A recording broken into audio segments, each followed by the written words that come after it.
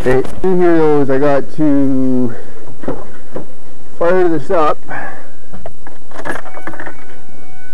but I also got to pull, undo the cap there, and I got to pull this fuel relay out of here. So I'm going to need, what do I do?